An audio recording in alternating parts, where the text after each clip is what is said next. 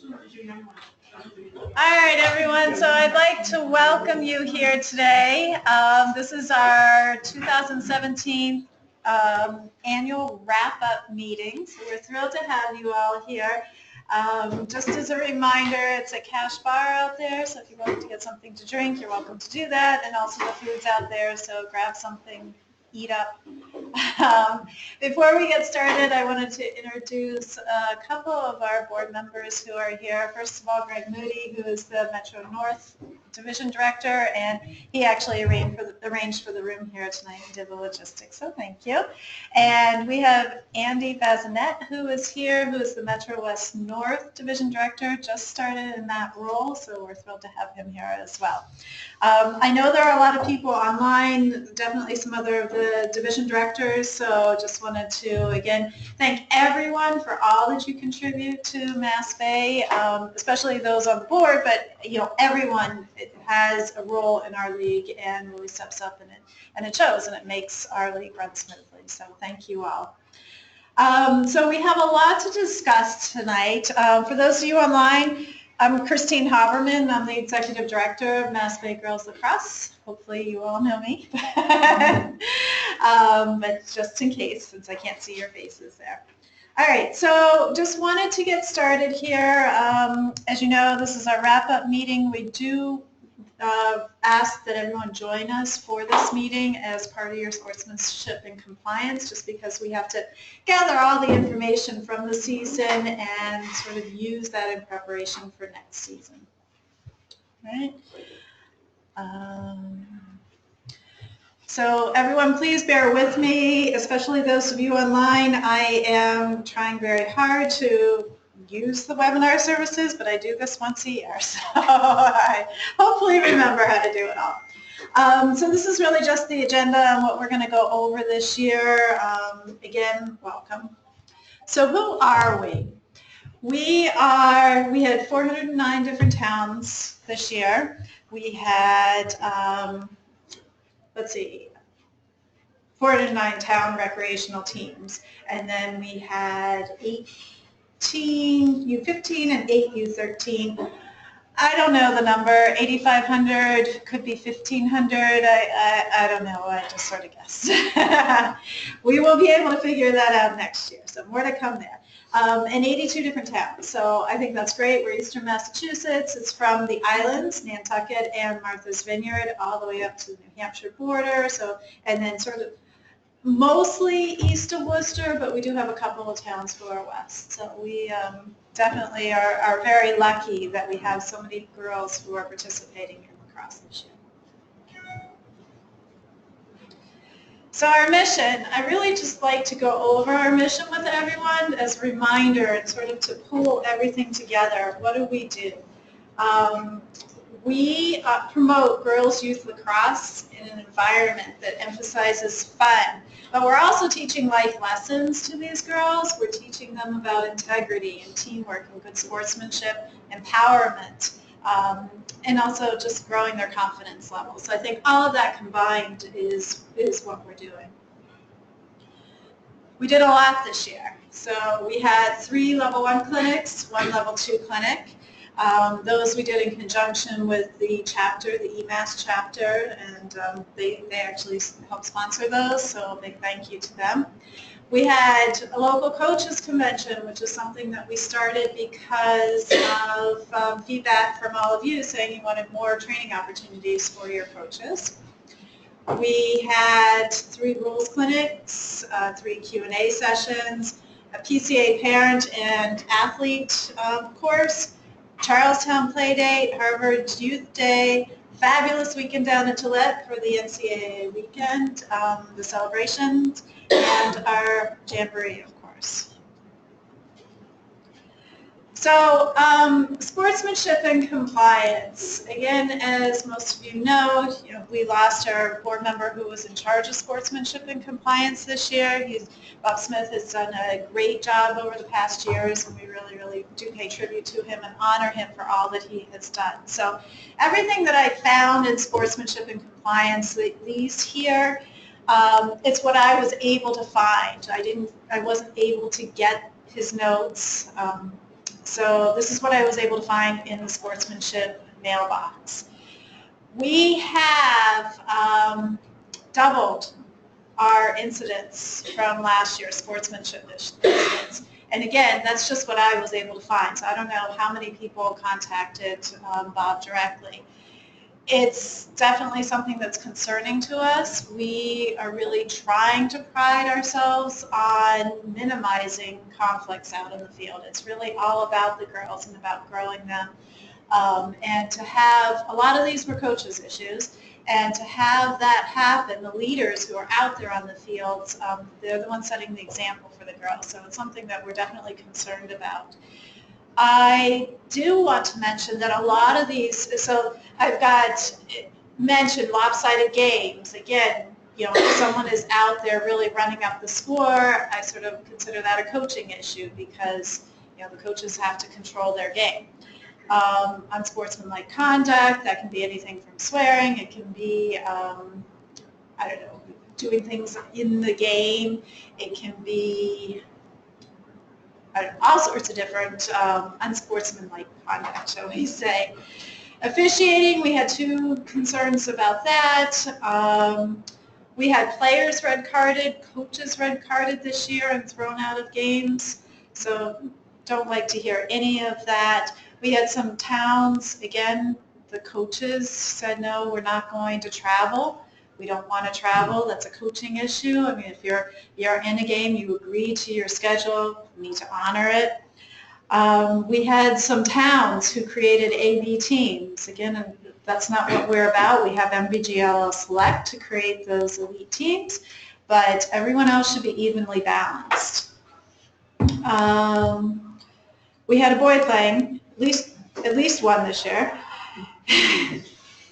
Mass Bay girls lacrosse. I don't know what to say about that. Holding a competing event, our fundraiser, our one big fundraiser for the year is our jamboree, and so it really is disheartening to hear that other people are trying to take away from that. Everything that we earn from that goes back into the league, and so when it goes to different places, that means that your fees have to increase. I mean, we have to continue to be able to meet our costs and also provide all the programs. So we work on that, and we had a couple of different towns where their players, we always allow players to play up one level, but a couple of different towns where they were playing up on varsity, and so something that we sort of worked through this year, but the feedback that I got from some of the coaches that had that happen is it sort of brought the level, the mood down on their rec programs. They were not as excited to be there. The girls were not as excited to be there and sort of dragged the team down. So we allow girls to play on club teams, right? Yes. So varsity, so 8th grade to varsity is 8th graders playing on 11th and 12th grade. If they were playing a club team. Sorry? How is that different than if they were playing? Club teams are usually grade-based or age-based. So that's the distinction. Yeah. So at least 50% of these incidents that are logged here, and I've heard of a couple more even tonight, at least half of these are associated with coaches who never attended training. And all we believe in is really in teaching the rules, teaching our mission, and trying to get everybody on board. And when people aren't participating, we see a rise in sportsmanship issues, and I think that really shined through this year. So we decided, what do we do about this? We have this red light, green light, sportsmanship here. We have good standing, first warning, probation, suspension, and expulsion, and we do reach out and we talk to towns, but that's about all we do. And so we're trying to figure out ways, how do we encourage people to comply, and how do we encourage people to really join in our league and really try to make it the best that we can. And so we had our special task force come together this year, and they came up with several ideas. Let me see. So some of them were fees. town compliance fees for towns and also for coaches, and then if they complied, we would refund the money, or at least some of it. That was one idea.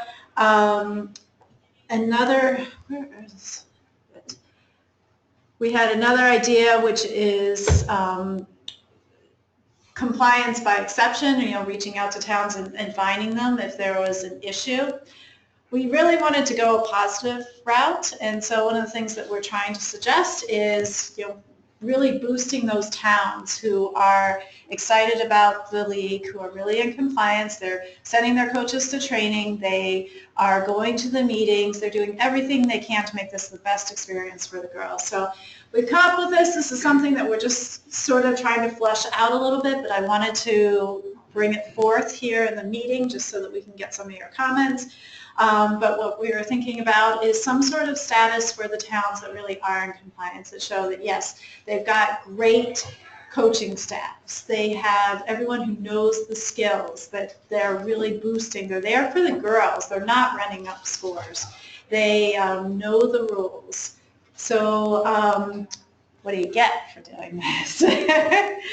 So first of all, we'll get something out to the towns so that they're able to put this on their website, so that they say, hey, this is a really quality program. Your girls are going to be taken care of when you're here. And that, to me, is really the substance of it, is to be able to show not only do we belong to a great league, but we have a great program in our town, and we're really trying to do the best we can for them. And I think that makes a difference when parents are out there trying to figure out what programs to join and what to do with their kids, to know that it's a quality program and that we keep our players safe. All of that, it just comes together, and they'll choose lacrosse. And once they get to see lacrosse, get to join it, and they don't want to leave. So that's our hope, anyways. So in order to get this, all towns would have to be in compliance with their meetings and all the training. So town and their volunteer positions, they wouldn't have any infractions against them for whatever reason. And the other thing, which I know this is like the first parking spot in the pickup line at school, but we'll let these towns who are in compliance register early for the jamboree, so there's no stress. They get to choose. They get first choice of what session they want. So that's one of the ideas we have. I had never switched the slide. There you go. I'm talking to it. So there you go. I'll give you a minute to read it, and then I'll go to the next one, which is on our list. This is going to be online as well. So another idea, I know a lot of towns are familiar with this. We talked about cards. Really have been fighting it. I didn't want to get into the card business, but again, we have so many towns where they have maybe 14 teams and nobody went to training this year. And then we have sportsmanship issues. So how do we, get these coaches to comply? And so one of the things that we've come up with are the cards, laminated cards that the head coaches would have to wear. We want to phase it in so it's not too traumatic, too much of a burden for everyone. But so it would be for head coaches to start with in the rec program, and then for all coaches in the select program. And again, that's different levels of training. So that's why we did it that way. So that's pretty much it. We'll have some different locations in the spring where people can pick up their cards, and they'll need to be able to show those out on the field with their driver's license, a photo ID to say, yes, my name is John Smith, and this is my card. So wanted to open it up here. Any questions in the room, comments? Tom? Well, I just think, I find it hard because I think there are only like 2 coaching seminars, right? I think somehow we have to make it easier for the coaches to... What do you mean coaching seminars? Weren't there only 2 level 1s or something? No, there were 3. Let me go back. How many? I don't know. I think Plus the Q&As. either one is what she's talking about, right? No, even one suffices. Yeah, you can go to the Rules Clinic. You can go to a Q&A. So that's a mandatory to training, and we had, that's six options right there, and it's usually 7. No, I don't look at that as training. You just, I actually think the Q&A is more important than the coaching level 1. Well, one of those is at the convention, yeah. Q&A one. The Q&A covers Yeah. most of the stuff that you need to know. All right, so maybe that's not The level 1 I just found that it covers like, conflicts it's in one time. a broad, it just covers everything. So this year, one of the requirements was every 2 years, we want to have some sort of continuing education. And so I think there might have been a little bit of confusion. It was our first year rolling it out. But so we gave some options. One of those options was going to the convention and getting some extra training. An option would be going to a level 1 or a level 2 and continuing. I hear there are level 3s coming out this way. So, you know, we offered some of those as options, and as we see other programs, we will add them in there. It's not about driving attendance to one thing or another. It's really about that continued education, so that if someone joins as an assistant coach at U9, you know, by U13, we really want them going to that next level and refreshing. I've been in the level 1 course, you know, at least a dozen times. I know all their stories and all their jokes, but I always get something out of it every time I'm in there. So What's the adoption of the online stuff? Because to me that seems like, you know, if you want the positive coaching piece of it, right?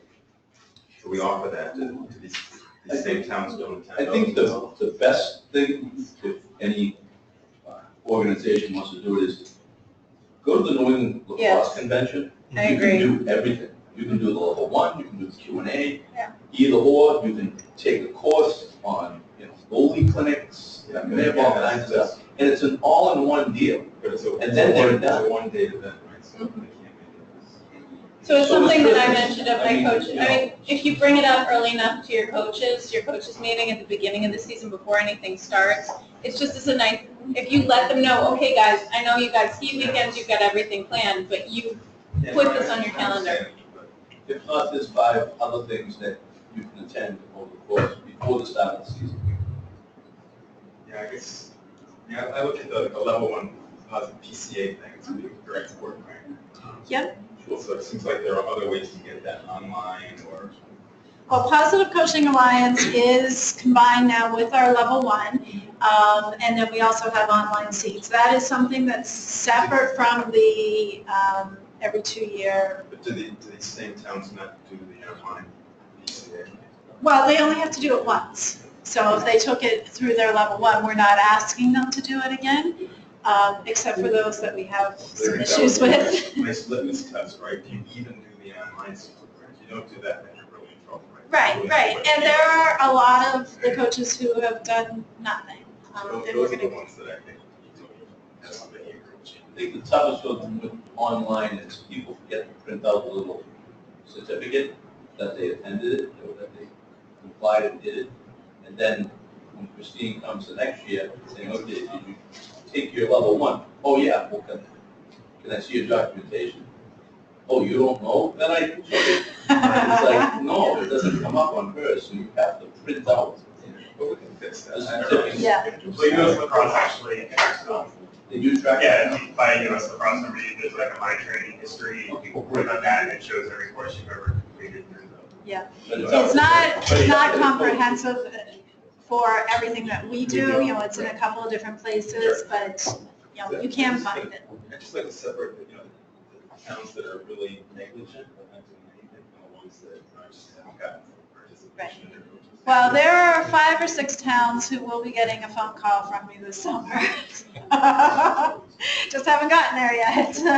Christina, are you gonna go over the New England Convention at all, or can I give a little? Go ahead. So just one thing that I think would be super helpful for the New England Convention is if there can be an agenda, so that people know what the courses are that are going to be offered ahead of time, because I had coaches that were like, well, I can make it, I can set aside part of my day, but I can't set aside my whole day. And if you don't know the agenda before you get there, it's kind of challenging. I don't know, I know you guys are working really hard to put that together. Yeah, well, so with the New England Convention in particular, first of all, there was an agenda that hopefully was up online. I mean, it was, I know it was. How far in advance, I don't know. But Okay, yeah.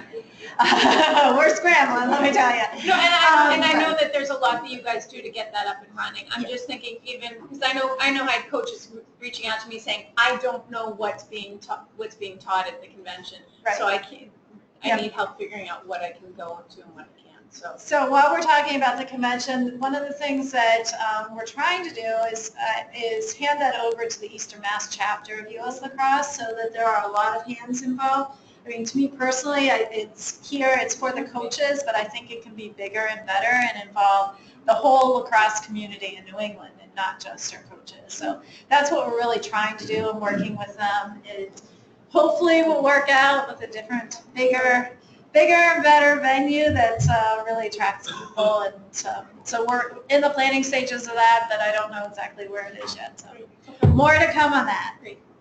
Christine, sorry, just a little feedback on the cards. Yes.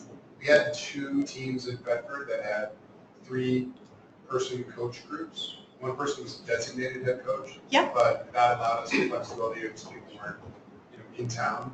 So maybe it's not just head coaches, it's any coach that's registered. Well, anyone can get a card, absolutely, but Okay, we're going that to was just like, require that's- that the head all right, coach, yeah. That wouldn't stand, I understand. Yeah. Has there been any thought of splitting the rules clinic into U9, U11, and then U15 and U13? I know that some of my coaches walk away with their head spinning, going, oh my gosh, I don't know all of this. When really they need to know U9 stuff or just U11 stuff. And because the field is so different, and because the capabilities of the girls are so different, there's a lot of difference between those 2 groups. No, never thought of it.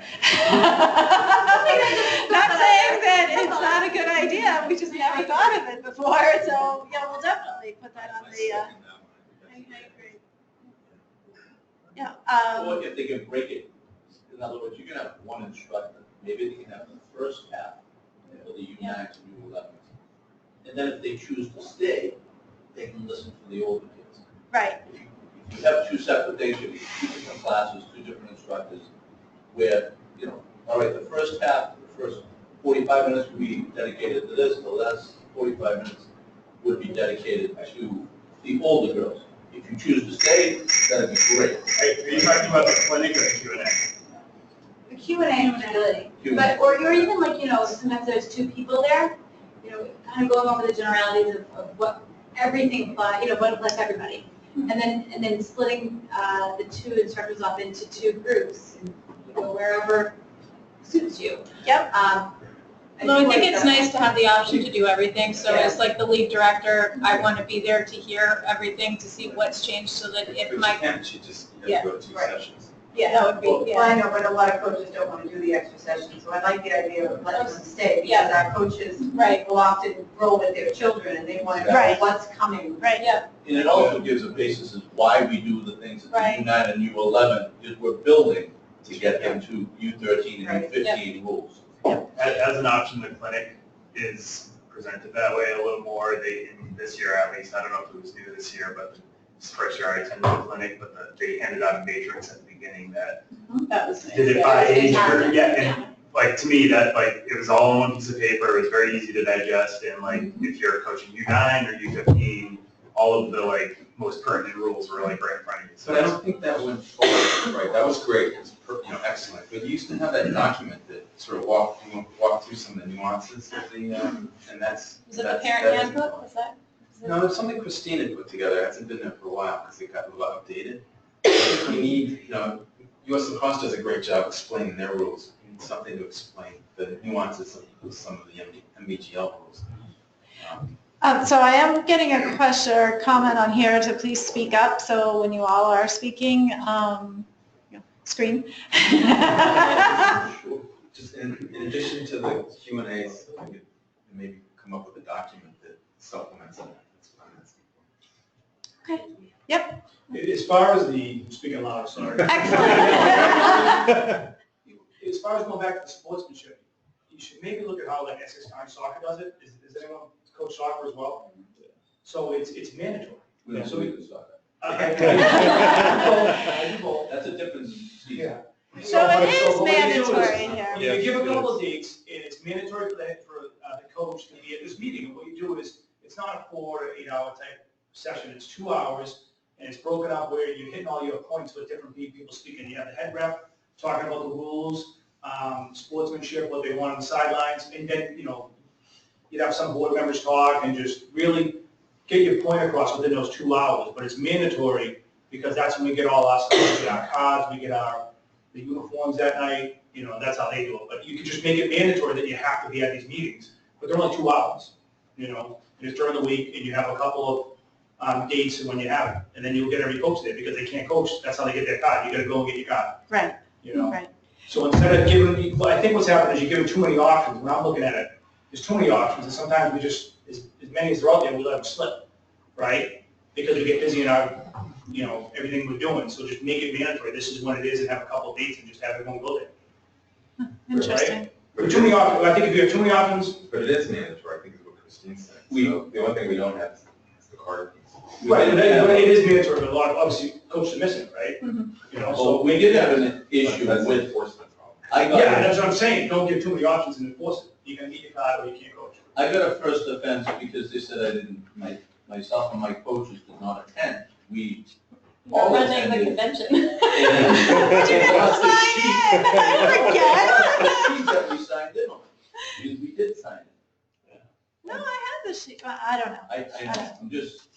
I Right now. had to have people say I was there. I was there all day, going with my coaches. Just, I would simplify it. This is what it is. You have to be there, right? And make it like 2 hours. Don't make it any more than 2 hours. So fewer options. So I think we don't have enough flexibility for schedules, so. Well, Essex County does it. It works. You have to make it a priority, Then you have your trainings afterwards, like anything. You have your trainings. How do the boys do it? They have cards. They do, and you have to go to one of the trainings every year or you don't get a card. Yeah. But I wouldn't consider it a training. You'd make it a mandatory, coaches meeting that you have to go to. When you put training in there, people think, oh, it's a training class, right? It's a mandatory coaches meeting you have to go to. Uh-huh.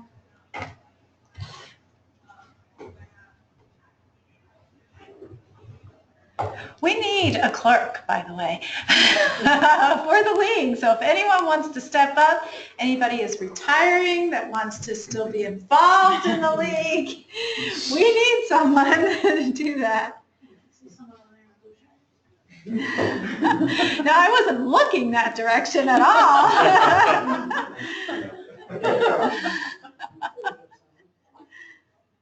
You have to explain to me the duties. All right, so that's coming. We're going to flesh this out a little bit more. As I said, we've done quite a bit of work on it so far, and we'll just flesh out all the final details, and we'll really go into it in the fall. Just wanted to bring it forward now. Okay, concussions. We only had 2 reports of concussions. Hopefully, that's all we had throughout the whole year. I tend to doubt it. But, so if you did have any concussions, it can be, we had one where a girl tripped and hit her head. I mean, that has nothing to do with lacrosse, but she was at the practice field. So, well, that's what it had to do with lacrosse. She was there. But please, log it in. We just are tracking it. So if we see that there is a trend that it's really rough play, we can go to the officials and say, hey, we need to do something about this now. So we can't do that without data. Wanted to do a quick overview of our divisions. As you know, we split up into the Metro Boston division this year. It worked pretty well. You can see that the North still is the largest division, but it's close. Metro West, I think South is also pretty big. Yeah, Metro West South. But it's a lot more balanced this year, and I think that really helped. We had one or two towns that sort of straddled the divisions, played a few cross-divisional games just to help with the balance and the parity scheduling. But it seemed to work pretty well, and so I think Metro Boston is here to stay. All right, select. Congratulations, Tribal. This is the first year that we had playoffs and finals. John Schumann actually organized that for us, which was really great. And the teams, we kept track of wins, and those teams that qualified made it to the playoffs for U15, and then finals, and for U13 we didn't have as many teams, so we just did a final game there. But that was fun. I loved having it the Friday of the Jamboree. It was out at Chelmsford, so there were people around already at the Jamboree, lots of excitement going on with getting it set up. So I think that will continue Friday night, so you can all come down. This year, it's our first year really doing this, and we thought, all right, well, with playoffs, we do allow scores being kept at the select level, only the select level. I know I've heard that there might be some issues, technological issues, that some of the other games were allowed to be reported. We're not reporting scores, keeping scores for the rec program. You can do it quietly, just make coaching decisions, but that's really it. So we had some feedback, and we just wanted to open it up out there for discussion. We could not have ties. We can't, we had to have a winner so that we were able to figure out, the standings. So what we did this year is we offered Braveheart, and essentially what that was is a field player and a goalie, and they took the draw, and the first person to score won the game. That's if, it was tied, and so we're in overtime now. So we got some feedback. When I've seen it done, the whole field just erupts, and everybody is cheering and excited about it. It doesn't really matter who wins or loses. Everybody's really involved in the game, and it's just a lot of energy and a lot of fun. We have heard some feedback that people think, oh, this is a team sport. We don't want it to come down to that, and so maybe we should find another way to figure out who the winner is of the team. So wanted to bring that all up to everybody. Another option would be to count goals against. So what do you all feel? And again, speak loudly, please. We're 5-minute overtime. So in overtime, we run out of light is essentially what it is. So we do a 5-minute overtime, it's still tied, we're still in the same predicament. What about sudden death? 5 minutes sudden death? And so if nobody scores, Yeah. then what happens? It's still tied. And it gets darker. You've been doing hockey style every minute, pull another player off. Well, you haven't, you can do a sudden death, 90-second shot clock, like we do in college right now. Yeah. Shot clock. 90-second shot clock. The- You're gonna see the game, they're gonna tire them out, you're gonna see it go fast, and you just do a sudden death, 90-second shot clock. Who runs the shot? Good run. The ref can Or run the like shot clock. usually, like I know all of us have a timer on the sidelines, like I have a timer coach, so just do a 90-second shot clock, sudden death overtime. The kid's gonna get tired, it's gonna move fast, not gonna last that long. I mean, it just blows the whistle at 90 seconds and you turn the ball over to the other team, they go Right, down. just back and forth. It's better than worry about one-on-one and goals against. If you have a hot goalie, if you have the best goalie, then you're gonna win everything. All right. All right, so I got that down. We'll take it back and see what else. We want this to be a team sport. We want a lot of people included in it, and we also want a lot of energy. And so, the question is, what's the best way to achieve that, and also get the results so that we are able to calculate those standings. That's how they do it in high school. What? It's sudden death. High school girls lacrosse is sudden death. The game's tied. Oh, I've seen it going to triple overtime as well. Yes, but sudden death, they went to it this year. I know because Pacific Valley's first year program had 5 sudden death games this year. Let's see. They won 3. Okay. This is another thing that came up this year. This was a suggestion from one of the towns. So This town is interested in select. They're trying to build the interest in the program. However, they have not been successful in getting that interest. So what we were thinking is as a sort of interest generating recruiting type tool, what do you think about towns joining? We just do one select game. So the rec programs, you have one select game. It's an extra game. It's not in your rec program. So towns could opt into it or not, but it would be one game that you could take those players who are more skilled and say, all right, you can play by select rules. Do you like that idea? I love it, but it needs to be 2 games. Well, we could do it as 2 games, 1 or 2 games, yeah. It would be at the end of the season, so it wouldn't be a full schedule, but it's really just as a recruiting, generating the interest. It's after the rec season, or what, I don't know. No, it would be during the rec, but the last 2 weeks of the rec season, and it would not be on Sunday. It would probably be Friday night, and that would not be included, obviously, in the league and the standings and the playoffs or anything else. It's really just an opportunity for your more skilled girls to play that select Christine, level. for that, could we make it the last game on Sunday? Not across the board, no. It's going to have to be something separate because, we're a rec program, so this is all. You run into scheduling issues though, with like, if you put it on Friday night, you have to play the select game too, and you have U13, U15. Well, it wouldn't be for the programs who have select programs. This is for someone else who hasn't joined select, but they just wanted to give it a try and a taste to see if it's The only reason why I something. bring it up on Sundays, the girls are there. So they just stick around for their select game. Well, the issue with Sunday, honestly, that is a scheduling issue and ref issue, and we're just barely getting games covered. Okay, I understand. So it definitely can't be done. When would you have to sign up for this? Because part of the problem is you don't know whether you have select caliber kids until the end of the season. So Yeah. we could do this like 6 weeks before we've had a couple of games. That would be good. Yeah, it would definitely be a later registration date.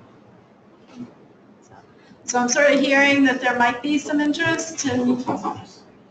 So if you have, what if you just have a U15 select, but you don't have a U13? That's okay. Okay. So you would- Again, it's going to depend, it's something that we're going to have to try out in this first year. It may be that we have to combine North teams, Metro North, so you'll be traveling until we really get it off the ground. But, you'll be traveling, and then hopefully you have enough interest that the girls say next year, hey, we want to do this the whole time.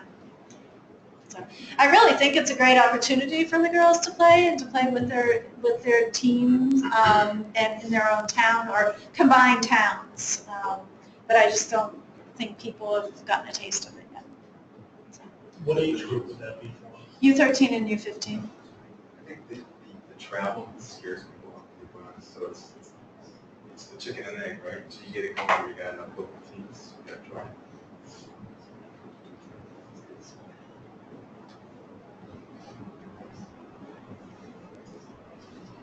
Okay. Moving on. So our jamboree.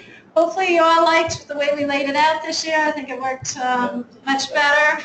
Yes, that was great. So something I've been trying to do, but sort of needed to be there a year or two to figure it out, to make sure we could lay out the fields a little bit differently. So that worked out, I think, really pretty well.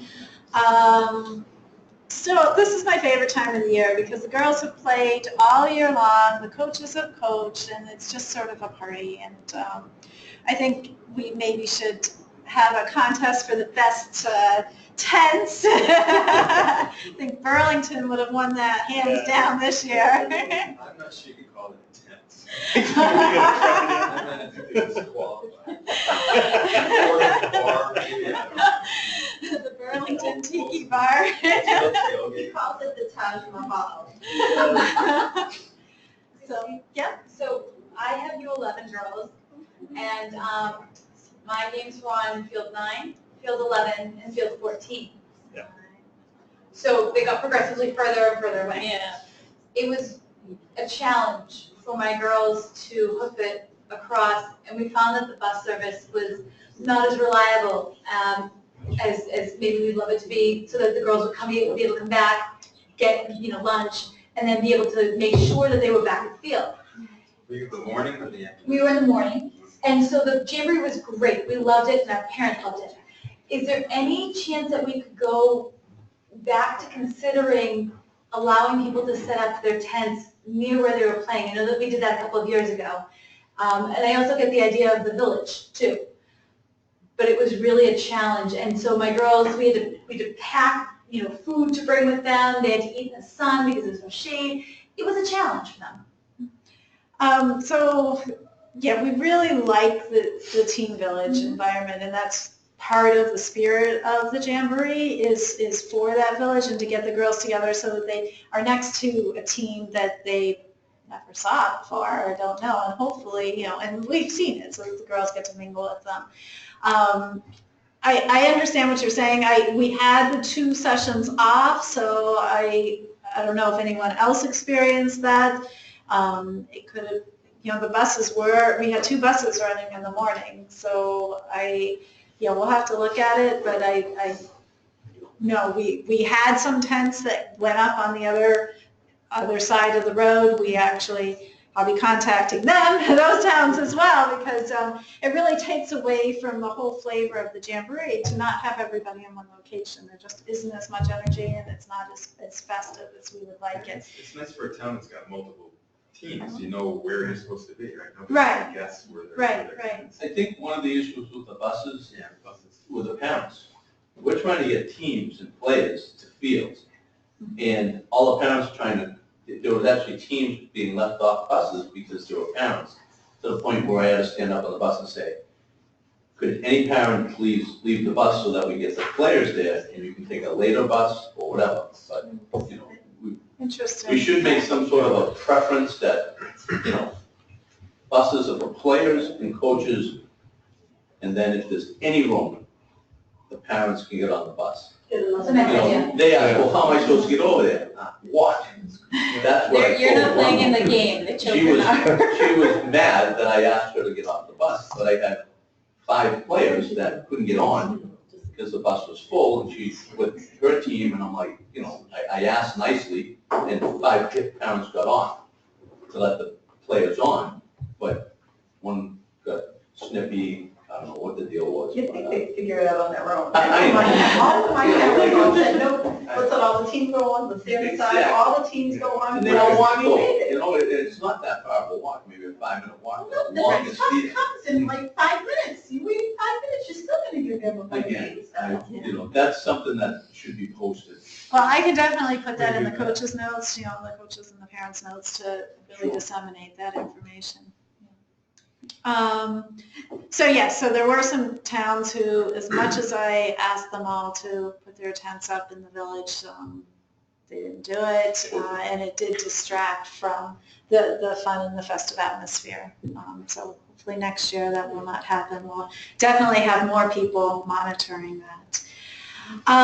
So this year, we did have an incident at the Jamboree, and we've sort of learned some lessons from it with regards to some things that we need to tighten up to make sure that we are protected and that we are assured all the coverage that we need to have covered. We've been really asking on the honor system for compliance, and at this point, we, for the integrity of the league, to make sure that our league is in existence next year and in following years, there are some things that we have to do to make sure that we are in compliance. And this is with regards to insurance and liability coverage and everything else. So because of all of that, some of the things that we've learned, we need to have those U.S. lacrosse numbers of all the players. So a lot of tournaments people go to, they bring rosters, they bring medical releases, they bring those U.S. lacrosse numbers. We're going to have to ask for rosters next year at the Jamboree. I'll get your question in a sec. Player waivers, again, lacrosse is a sport. There are certain dangers that are associated with walking outside, let alone playing lacrosse. I think we try very, very hard to keep it safe, but certain things may happen, and so just understanding that of all the players.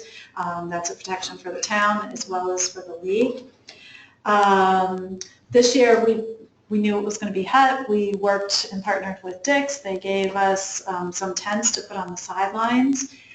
We don't want the liability from those tents, so we're going to hire someone else to put tents up on the sidelines wherever we can fit those. The parents love them, by the way. Yeah, I noticed that. We had to chase some parents out of those tents so the players could get in. There were also, like, you go up against, you would play a team, and the team that got to the field first would take the tent. And they needed to let them share. You know, if the girl comes off the field and she's, because it was so hot, she was dying, they needed to throw her underneath the tent, and that kind of didn't work out so well. I tell you, one thing we saw, it was almost the opposite of that. We had girls on both teams that were all huddled in. At one point, like, hey, girls, we need to get back up the field.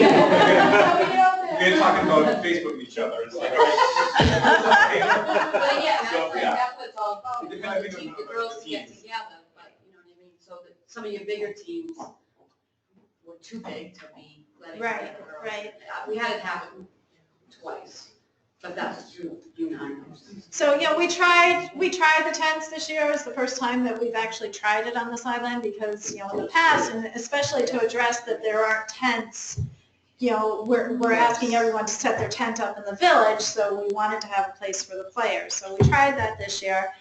Definitely have some things to learn from it in going forward. And Greg and my daughter, they put up all those tents and took them down.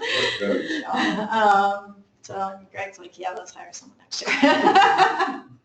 Good for the refs too. Place to go off. Christine. You want? Oh, I was just gonna say, one feedback that I got from every single person in my town and all the parents, it was too long.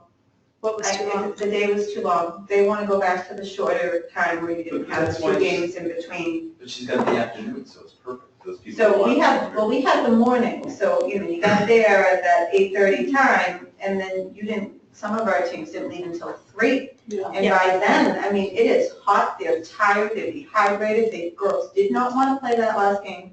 We had girls leave the last game, we had parents leave the last game. We had people leave because they had ballet recitals that they had the afternoon session.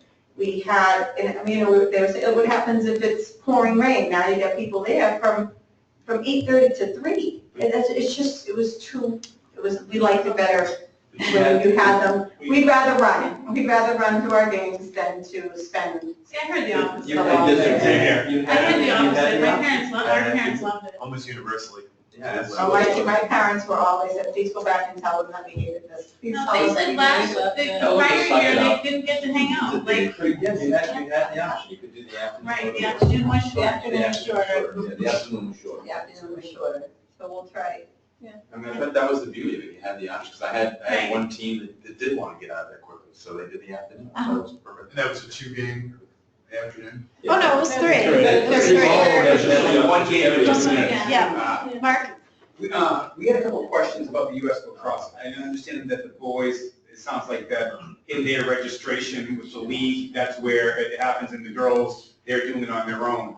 Is that changing for the MBGLL this year? Yeah, a couple of slides. Hang on to that. Because you were talking about bringing the numbers and things along those lines, and we had to chase individual players to make sure that they registered. It changed things for us if that's what the league's gonna do. So yeah, it's coming here.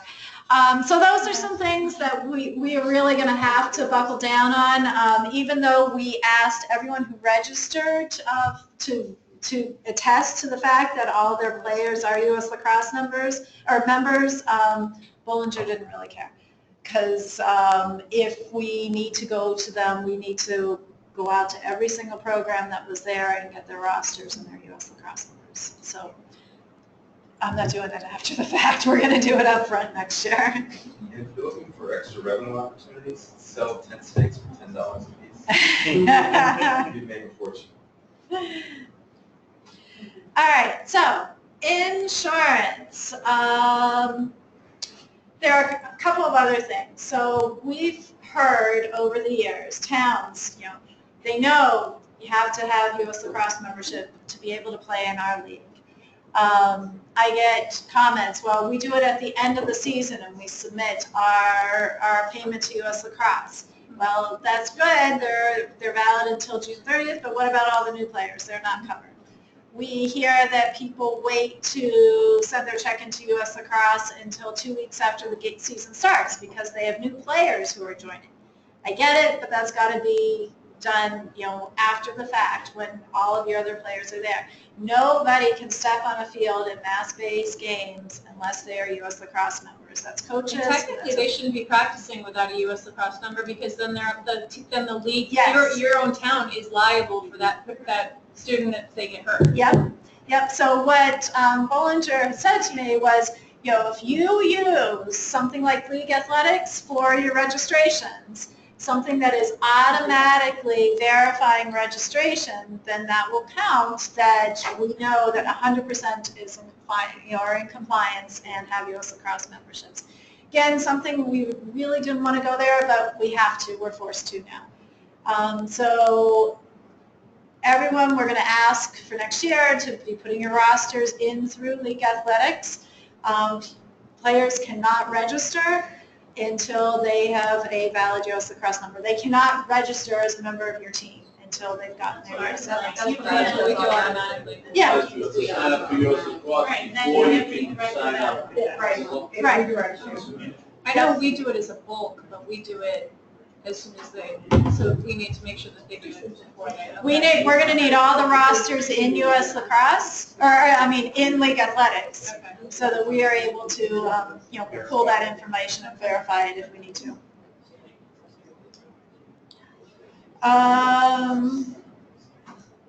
So another aspect of all of this and the compliance is, as one person, I cannot track down 402 coaches and make sure that they have done all of this and have been in compliance. So we're asking every town administrator next year to supply us with a spreadsheet that says, yes, coach of my U9 team took their required training. They went to their PCA or they did their PCA. They went to a rules clinic.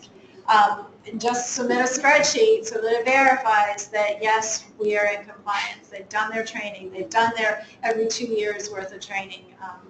Again, we just need to make sure that this is all happening and it's all, precipitated by the increase in sportsmanship issues, by the requirements for liability, all of those things that we need to protect our league so that we are around in the future. Is that something you can download through I will Wax? I will create a spreadsheet to send out to everybody, so a template. It's one of the things I'll do this summer. We'll send it out to you all so you can start gathering that information. The old, the coaches who've been around for a while, you can start gathering that information now. It's the newer coaches that you're going to have to, it'll actually be easier for the newer coaches because they're just getting into it. All right, moving forward. So next year, present some challenges with holidays. And I've got a couple of different options. You'll see under holiday, I've got Easter, school vacation. This is public school vacation. Mom's Day, Memorial Day. We don't play on Easter weekend or Memorial Day weekend. That's just the way it always is in our league. Got a couple of different options here, as you can see from the calendar. I do have two with asterisks, and this was just me brainstorming, saying, all right, this year we had a really, really, really hard time getting the season started because we got a foot of snow the day before opening day. That's New England. Because of the holidays, I started thinking, well, how are we going to do this? So this is just an idea. I don't even know if it's feasible. I just wanted to bring it up to get feedback. But one idea was that everybody's fees increase to cover indoor time for that the first week of the season. So I don't even know if it's feasible. If we get 100% unanimous, I'll start working on it tomorrow. It's something that we would need to do like immediately to be able to even get into that space. It probably would mean that first week towns are playing on Friday, Saturday, Sunday. Who knows, whenever we can get space, but you could get that game in that first time. As far as I know, indoor space is like $150 an hour, so $250. so What's the official And that's the hardest time to get it. You won't, Yeah, everybody's vying for indoor space then. and they don't like to sell just, individual games, they want you to do Well, it. and I think that's where we might have the advantage, where if we're trying to buy it in blocks, Oh, I maybe see people what have to you're go to, the Edge in Bedford that has, 2 or 3 or whatever. You do like Monday through Friday, and rent that whole week, that might work. Yeah, We talked about it last year. I think the season should start later. Later. I think it should start 4/8, because school's not out yet, it ends so early, you can push it back, that's when the weather really starts getting involved, plus it's tough getting on field even before we get these girls prepped. so you'll see here, because of where Easter falls, if we follow the general routine where we play the second weekend of school vacation, not the first, it sort of pushes us out to the 15th and through the 17th being the Jamboree, so the middle of the month, which is a week later than this year. And is this something we're going to vote on in the? We are going to vote, so, all right. right, so let me see, thank you, Alice. Polls, let me see if I can open this. Launch, select a poll. Which season option do you prefer? Poll open, awesome. All right, so around here, Can you Can go we go back back to to the the schedule? oh, shoot. How'd that happen? I think I might have to change the poll, or I might have to close the poll.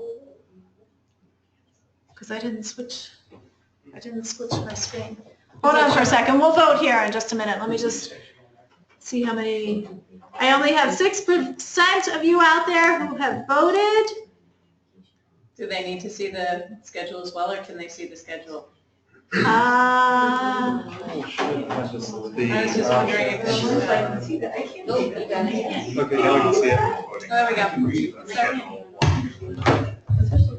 That's odd, I didn't do anything.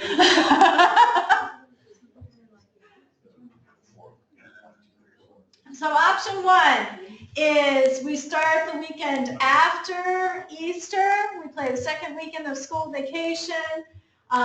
We go up, we don't play Memorial Day, and then we essentially, it's 7 games straight, except for not playing Memorial Day. Option 2, this is rec here. Option 2 is we play straight through both the first and second weekend of school vacation. And then the Jamboree and the playoffs, they are the week before, so the week of June 10th. Third option, again, brainstorming, see if we can get indoor time starting March 25th. That can get us done the same time or earlier, depending on the way we do it.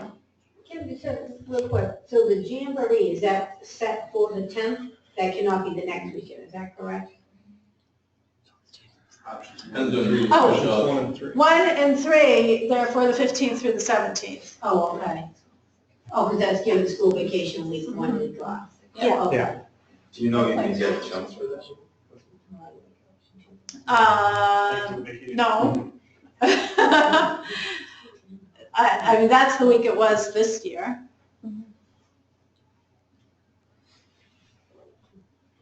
I think option 2 is good plan to vacation, in my opinion. They're there anyways. Option 2, which is playing, start later up the 8th and play through vacation. Play both vacation days. Yeah. Maybe they're there anyways. I mean, they're already playing 1 week, The kids who went away are gonna be away anyway. Right, The kids that are exactly. we're staying anyway, so. It's hard to feel a team either one of those weekends. I think that, But we play a weekend, anyway, what I'm saying is, no matter, even last year, we played one, we had a game anyways, we didn't have any issues. So when we'll do the count-up. So who's for option 1? That's pushing the Jamboree out. Yeah. So what way, So go back we to can option know one. what's this What is year. option 1? Look Push the at Jamboree. option 1. Is that starting before Starting Easter? for after First Easter. columns. So it starts 4/8, ends the week of 6/15. Yeah. And you play one Jamboree's weekend. not- One weekend of school vacation, but not. I feel like the club teams are starting tournaments by then. That's the Amherst one is that weekend. Well, the Amherst one, that was the weekend before. Yeah, that was this weekend, the same weekend that we did this year. Okay, so then what about, Yeah, right, that's why I like pushing it out. option 2, which is basically play both ends of the school vacation? Can Can I make another point though? One thing you gotta pay attention to on the, and I know people don't like this, but we have multiple athletes that play, and I know it's from town. When you get into the 16th to 15th, that's Pingree for soccer. You're gonna lose, you're gonna lose, so we have That was this year. 90% of our girls play soccer and lacrosse. That was this year. So I'm just saying, you gotta be careful pushing it out with Pingree. You're not gonna get, it's just gonna be a wasted, it's gonna be a wasted, I think. We lost them to dance this year, so forget it. That's what Right, so I Pingree's huge. Even and more it's, important is gonna be the club team. I'm worried about lacrosse per se, and so I think that, when we look at lacrosse, we have people that are gonna be playing club teams full lacrosse that week. Right. And that's, I think, a bigger problem. Which Well, we, it's the both- Amherst both Pingree tournament, and which is it's club. Sunday, not Saturday. So you at least schedule Saturday so that you can go to the Amherst Sunday. Yeah. I mean, it's doable. I know a lot of people that did it this year. Yeah.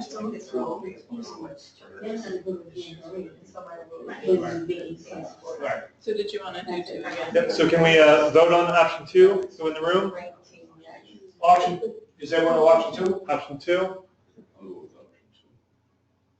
You voted for one though. I got it, I did that. So option 1, you're gonna push it to the 16th, you're gonna push it to the 15th and 17th? Yeah.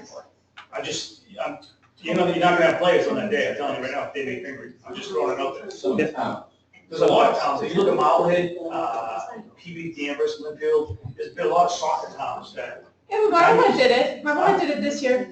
They did it this year. They played the Jamboree and then they had kids go to the select where they I'm had just soccer. saying, I know Yeah. PB, 90% of our players play Yeah, soccer. oh, I know. So we have 120 something, 30. So, anybody for option 3 in the room? Or 4? Alex. Now, if you can help us by preseason practice time indoors, we'd be very much appreciated. Yeah. Yeah. I think that's something I can explore, yeah. All right, so I am getting a comment about a UMass tournament. Is that for the Yes, Jamboree? that's the Amherst tournament. That's the same weekend as the 15th through the 17th. Yeah. So, but it's a 1-day tournament. It's not a 2-day. So it's tournament. on no, Sunday. that's not true. The UMass Amherst tournament was on 6/10 and 6/11. Oh, well, This year it was, yeah. It was the prior year as well, because my daughter plays club and she couldn't participate in that tournament because she wanted to play the Jamboree. Right. We had She- some my people. daughter did the same tournament. Okay, yeah. 2 straight years. It's the youth is on Sunday and the older teams are on Oh, Saturday. that's what it is. Yeah. So you have And to 6/10, coordinate, 6/11. yeah. That's what it was. So that means they could play Saturday and go out there for that Sunday. Yeah. As long as you're the director and schedule Right, it and just that way. schedule it that way. I mean, you just have to get input from your teams to know when, who can, who can't. But I think you push out the next weekend, that's tough. I think you run into the same issue. No. We either weekend, you lose people for dance, you lose people for soccer, we lost, well, we lost people for. Yeah, I've got, it's just doing percentages, 57% option one, 29%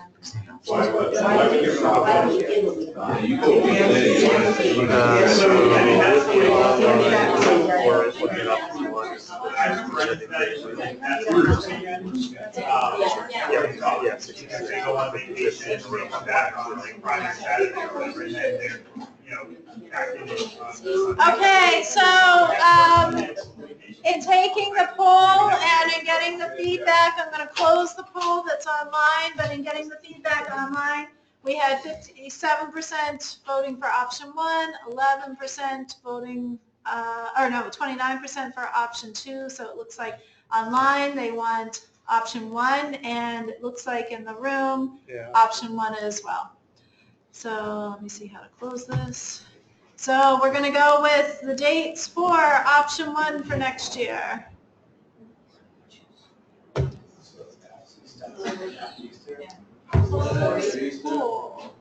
Go right into graduation weekend. We have kids that go to Washington DC the week before, so we lose our 8th graders. Yeah. It is what it is. So yeah, so even if your option didn't win, I mean, that is the schedule, so we do ask you to honor it. You know, we do the best we can. We try to get as many people involved. Can you bring that up one more time? Yeah. It'll be in the site. I'm gonna sit it in the show. The only thing I can say is So David, that means I'm going to be asking Chelmsford for the 15th through the 17th for that weekend, which we should be out of school by then, so hopefully that'll be okay. David's online. Start on 4/8? No. Starting on April 8th, yep, and Select will start that second weekend of school vacation. 4/8 and 6/17. This Select, yeah. So we're going with April 8th for recreational, April 8th, 22nd, 29th, May 6th, May 13th, May 20th, June 3rd, June 10th, and then the Jamboree, the 15th through the 17th. For Select, it'll be whatever that Friday date is, but the week of 4/22, or the Friday before 4/22, before 4/29. There you go. The playoffs will be on the 15th of June. Jamboree, 6/15. So one thing I would suggest, you know, as town administrators and talking to your coaches, we are a 9-week schedule. You know, you're playing a 9-week schedule, so plan with your parents. 9 weeks. We've got the 8 weeks of the regular season and the Jamboree. I think from what I've been hearing is that sometimes coaches say, all right, we're going to play our schedule, and then do you want to go to the Jamboree or not? But if you set it up front that, hey, we are a 9-week schedule, we are playing 9 different games, that gets more participation. That way at the last minute you're not getting players backing out. Well, we're going to talk about the Jamboree. Did I talk about it? I guess I did already. So that was one issue that I did want to bring up this year. We had several teams that were backing out a day, 2 days before the Jamboree. So I'm sending the schedule to the printer, and all of a sudden I'm trying to make last-minute changes to accommodate. You've all talked to your parents already, told them what time to show up to the field. So when you pull a team out of the Jamboree, it has a ripple effect on so many different people. It's not just, and I get it as a coach, you're saying, well, I tried, I asked them. But if you set it up in advance so that they are not pulling out at the last minute, they know this is part of the schedule, they have to be at this game. It will really help out. That's why we didn't post that the second day of the Jamboree until the very last minute, because I had it ready to go, and then a team dropped out. I redid it, and then another team dropped out. So I had to redo it again. So please, please, please understand that, in fact, what we should do is anyone who pulls out gets to do the scheduling for next year. That will take care of it. All right, so officials. We do have a shortage of officials. It's something that it's, you know, a constant message, but I really, really want to push it. You know, if you have U9 and U11 teams, try to sponsor a junior ref so we can get them involved so that we have officials. I would love to see junior refs shadowing on U13 games so that they're working with an adult so that later on they're able to do those, you know, younger games by themselves and be really, really great at it and have that confidence. If you have U13 and U15 teams, think about sponsoring an adult. People who are retiring from the sport, who are looking for something to do in blue shirts. As soon as you're coaching. Nobody wants to get yelled at. But, you know, please try to sponsor some from your town.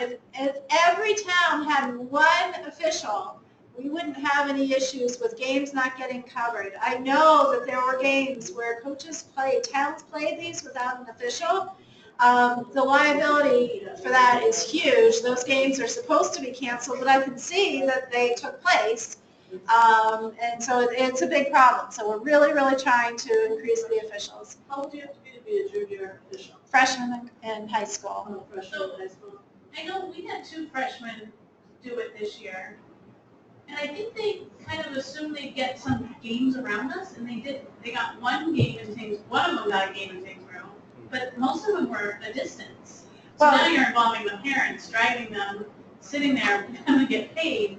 I think on the boys' side, we sponsor boys, and they get all the Tingsboro home games. Well, it's not ideal, first of all, to have a teen in your town coach or officiating your own team. The next door team, absolutely. It's not to say that they won't do it, and especially once or twice, but it's better to send them out. The one complaint I heard. Yeah. So some of the feedback that I get from the Umpire Association is, coaches will tell us, oh, well, we had these girls who were signed up to be officials and then they never got assignments. Well, they have to communicate, and that seems to be a big issue with some of the teams is, accepting the games. Adults as well, they'll send out requests for them to take over a game and then they don't communicate or they turn it back and they say they can't. So there is definitely an opportunity for people to get involved in it. It's a way to grow the sport. And the more that we have, it could be that just the next town over, they couldn't get anyone, so they had to ask someone to drive a little bit further. So, How much is it and when do they do the sign-ups? So the sign-ups, well, the training is in January, February timeframe. The EMWLUA runs all that training and organizes it. I usually post it on my site when I see it's up on their site. It usually gets up November-ish when the classes are going to be. And they hold them throughout eastern Massachusetts, so you don't have to drive that far to be able to get that training. But we really, really, really need officials. What's the website? EMWLUA.org. EMW? Uh-huh. LEA? LUA. One thing I started doing this year, and I just landed a new rep of the league, is if I'm out at a basketball tournament or a soccer tournament, talking to the refs and just introduce them to lacrosse and just make it pretty simple. The games are no longer, they're only an hour. The pay is really good. I think it's one of the highest paid. It is the highest paid in the nation. I tell them a lot of parents don't complain or question the calls because they don't understand the sport. It's true, right? So going out and just grabbing refs that like the rep, especially basketball. Usually basketball make pretty good refs, and same with soccer, just pitching it to them.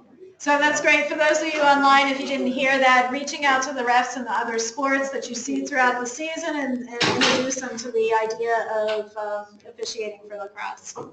So one of the other things I did want to mention, because we had this happen quite a few times, coaches were trying to go up to officials, at games, parties, whatever, and asking them to officiate their games. Part of our contract, Mass Bay's contract, we contract with Eastern Mass EMW, Women's Umpire Lacrosse Association, and so we have to pay for every single assignment. Coaches cannot go directly to those refs. Those refs are not supposed to accept those games that are coming straight from a coach, or they risk losing their opportunity to officiate. So non-MBGLL teams, some towns have have like U9 teams that are town only and they want to set up a scrimmage. They want a ref. You can't do that through US Lacrosse or through us. You cannot do that through Mass Bay. If you don't register with our program, with our league, then you can't be involved in it. It's one way or the other. So I wanted to let you know that, especially for those of you who have these in-house teams.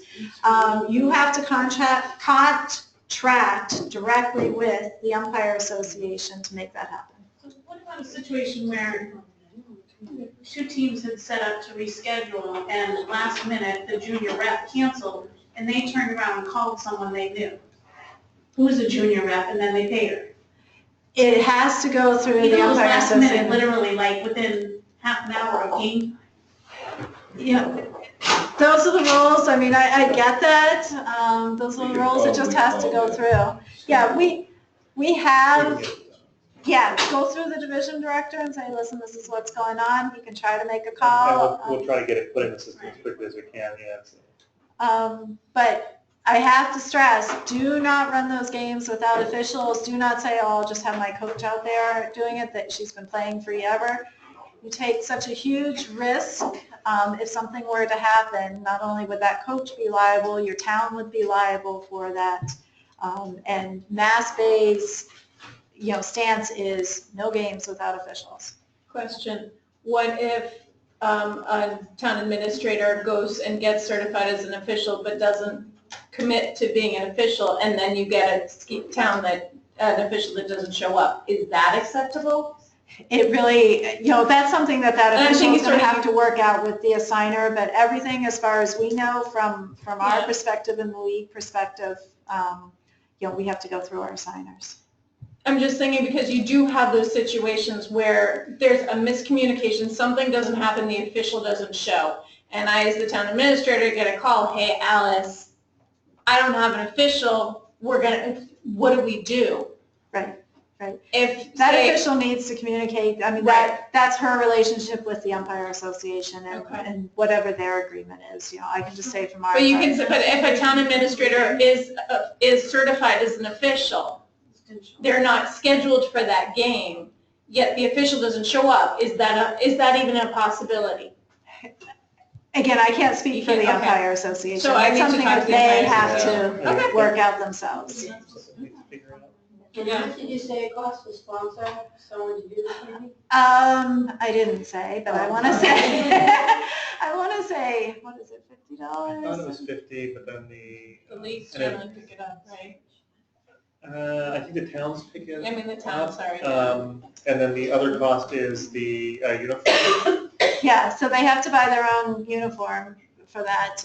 It's all on the EMWLEWA site and what the costs are for registering. Working for the first 2 games for nothing. Yeah. Yeah, to pay back. Pay your mother for gas and After that, they get 20 games at about $70 an not even, not the junior ones. hour. $50. 30. Yeah, but junior refs, what are they making babysitting, $10 an hour? That's better than they're making anywhere. Okay, so fundraising, again, the Jamboree is our biggest fundraising event of the season. We really, as you can tell, we have increased costs just associated with the Jamboree. This year we had to pay an awful lot more, not only for garbage collection, we had to pay for the fire department to be there, just all sorts of these rules and regulations that are involved in running the sport and these events. So we do need to really pay attention to the money and for fundraising. So one of the things that we've signed on to do is, well, we're in the process of setting this up, but it's something with your corporation. So it's called benevity.com, and we're registered there. So your corporation, sometimes they have matching funds, sometimes they will make donations. We're a 501c3. We're going to be registered through this internationally recognized organization so that, go to your companies if you have those programs and ask them to donate to Mass Bay Girls Lacrosse, especially for these events. Again, it's not just about the sport of lacrosse. It's really about developing these girls, teaching them life lessons. So all of that combined, what we do is really special and exceptional for the girls, and we want to support them. So we have that as an option.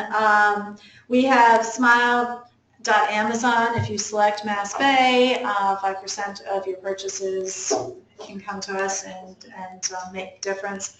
Who doesn't shop on Amazon these days? It's in your phones, it's everywhere. So it's not asking you to do anything that you wouldn't normally do. So that's one thing. And then you can also just donate up, straight up on our website or on Facebook. But we do, we really need to ramp up the fundraising so that we can continue to do a lot of what we do and also make improvements. So, one of those buses is, what was it, $700-800 for the day, so we've got more expenses, and especially if you're saying that there's not enough room, we've got to add another one, that type of thing. All right, so I wanted to open this up. I know there are probably comments online, so I will get to those as well. But what do you want us to address with the Umpire Association? We'll do that one first. So the Umpire Association. I meet with them over the summer, and we sort of go over things for the coming year, things that we noticed this year, things that we want to change. So asking you for your feedback now. What do you want me to bring up in that meeting? Anything? All right, let me look online. Yeah. We had a couple games that were refereed by junior officials, and they got too rough. You know, generally speaking, and it felt like the junior official didn't really have that, you know, that kind of early whistle for that type of stuff that could kind of, you know, correct a tone before it builds. Is it U9-U11? It was a two U11 game. Two U11 Yeah, games. and, you know, we, as head coaches, we kind of talked at halftime and said, we need to talk to the girls. This, you know, 2 girls came off crying in the first half, that kind of thing. And it was just, everybody's energy was up, you know, but the official wasn't in control of that aspect of the game. Yep. And we took it on ourselves to talk about that, and we didn't really get into this was, she was doing her best, you know, she's doing right. well. But that, there's something there, and it felt like there was something there, especially with the junior officials, about a little bit more confidence in that aspect of the game. Right, right. Else had similar experiences. So, and that's one of the reasons I really would love for them to mentor with some adults, especially in the beginning of the season on those U13 games. But again, it's, you know, getting enough officials to be able to cover them. They all do go through the same training. It's just a matter of getting them experience and getting them comfortable out there. So, and it's perfect that you 2 coaches got together and really helped manage that game. And that's what, you know, we hope will happen at all the levels. So the officials are only 1 person or 2 people out there. So that's great. Yeah. All right, let me see if I can see. I've got hands raised. Let me get to some questions. A lot of on-call checking at U11 this year. There should not be any checking at U11. Another comment, I love the officials who explain the rules to the girls rather than just calling the game. Rough games at the Jamboree at U11. So if you see that there's a rough game, so we have field monitor stations throughout. If you see that there's unsportsmanlike conduct, if there's a medical emergency, if the officiating isn't keeping the game safe, you know, any of those things, just send someone over to the monitor and we'll get someone out there to help manage the game. So at the Jamboree especially, we're there. We're there to help. We are walking around as best as we can. And, you know, we have people there just to do that. So please let us know.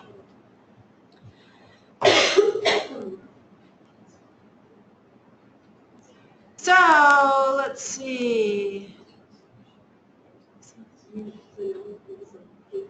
So someone asked if there are 9 games, will the Jamboree get moved back? No, the 9th game is the Jamboree game.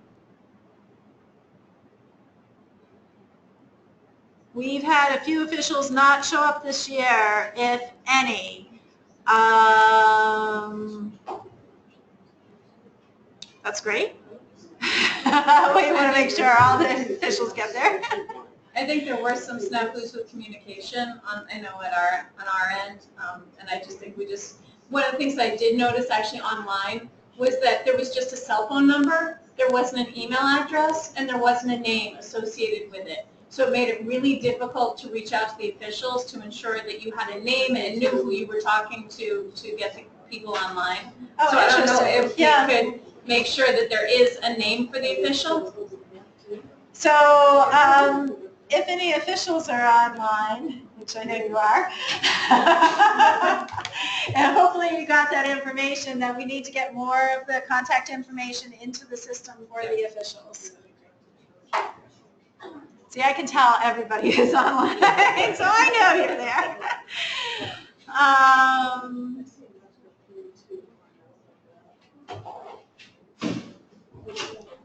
So again, I know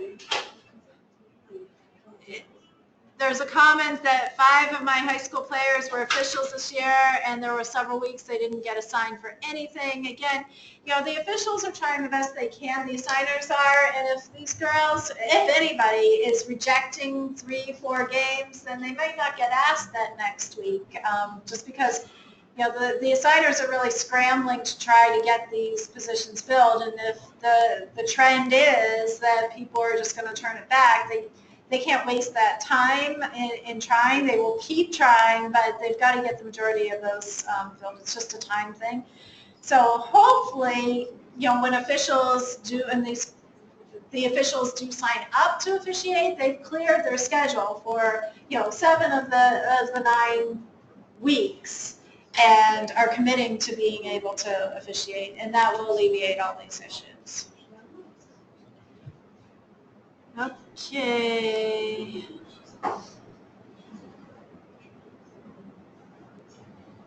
So again, U15 players didn't play at the Jamboree because they went to Amherst. Amherst, my understanding, is on Sunday, so they can play on Saturday.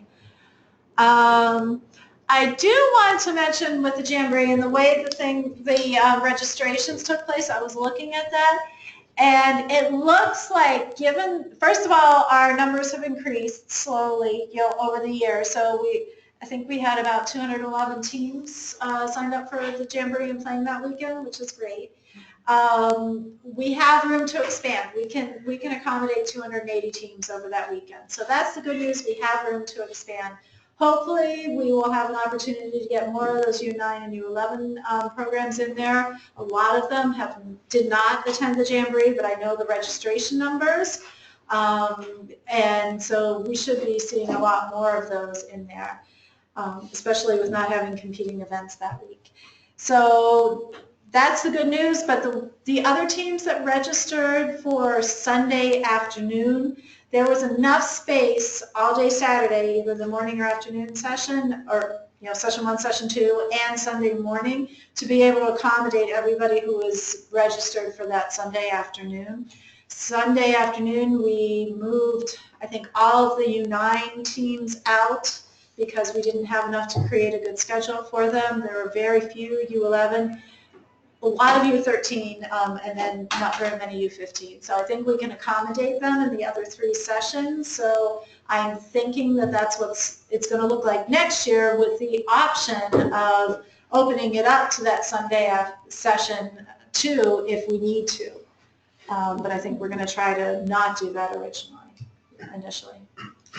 So it's a long day. I would love to have it all full. I mean, it's a lot of fun to see everybody there. But if we don't have the numbers, then we've got to build it slowly, and it just doesn't make sense. So that's something else to see that's probably coming. All right, so next question. What would you like MBGLL to address with league athletics?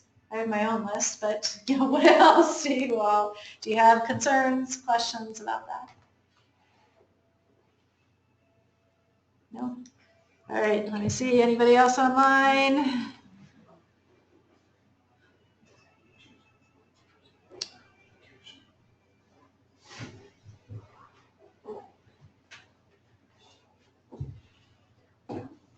So there's a question here. What do we do about the 9th game if parents aren't willing to drive to Chelmsford for the Jamboree? Well, again, I think it's being led by the leadership of the program and setting the expectations that this is part of our season, and it's a terrific way to end it out.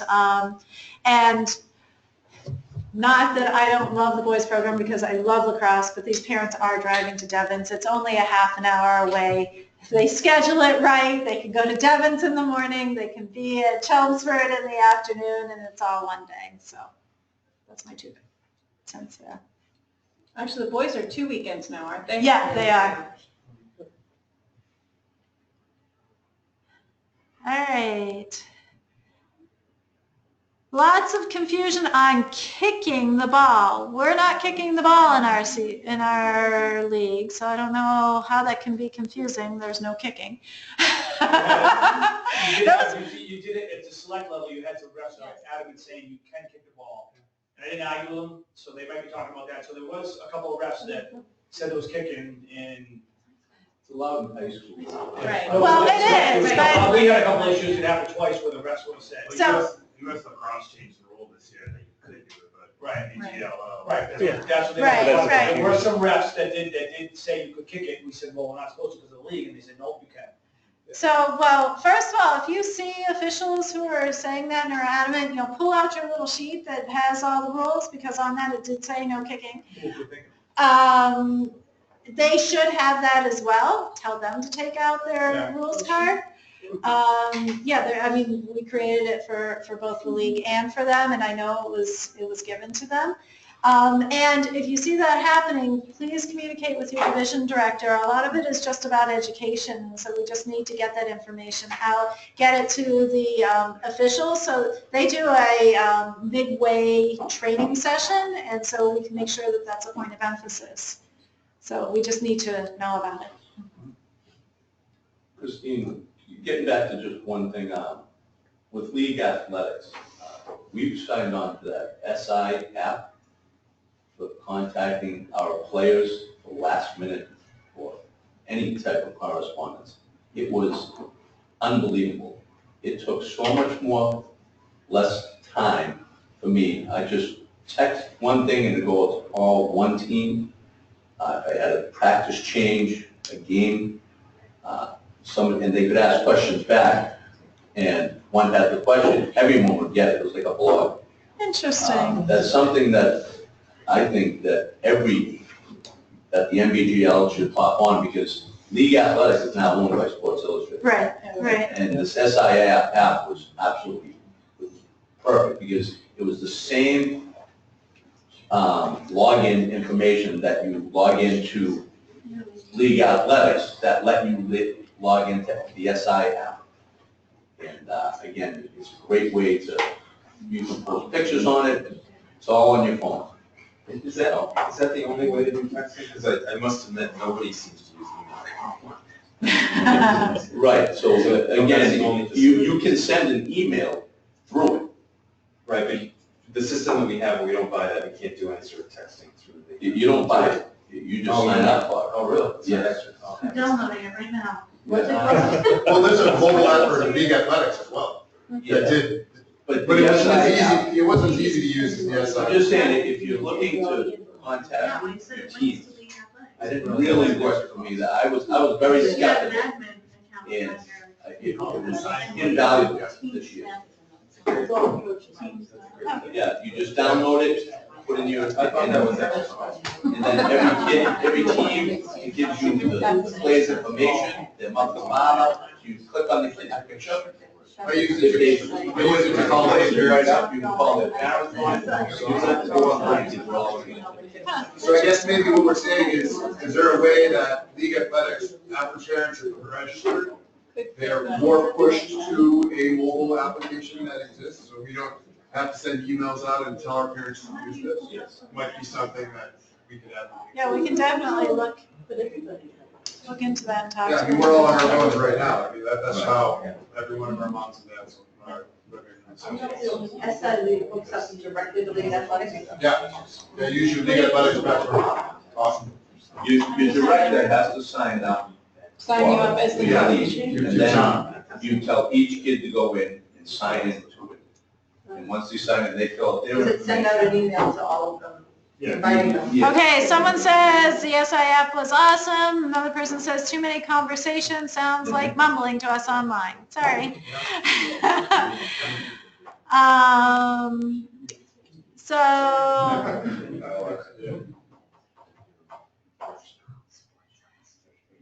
another one saying that they were having problems with the League Athletics app. All right. So I think last thing here is, what else do you have? What other comments do you have? Questions, concerns? Christine, I have a question. Sure. Can we get some clarification about transgender children? So for instance, if there is a female-born child who would like to play male-born child who would like to play girls lacrosse because they are in the process of transitioning, maybe they're at the beginning, maybe they're at the end. How does that work here? I'm not talking about, like, you and I had a conversation 2 years ago with Jamboree where a boy played and the conversation was, it's a boy, this is a boy, and he chose and the coach allowed a boy to play. We're talking about a child who feels as though they're a girl. We just went through it, and we let her play with the boys, we couldn't play it. I mean, is there a policy, because that's how we feel as well. in But Drayton. we didn't want it to become an issue that the town was, it could have become a bigger issue, and it could be becoming a bigger issue. But we just, I had talked to you too about it, and we went to the boys' side, and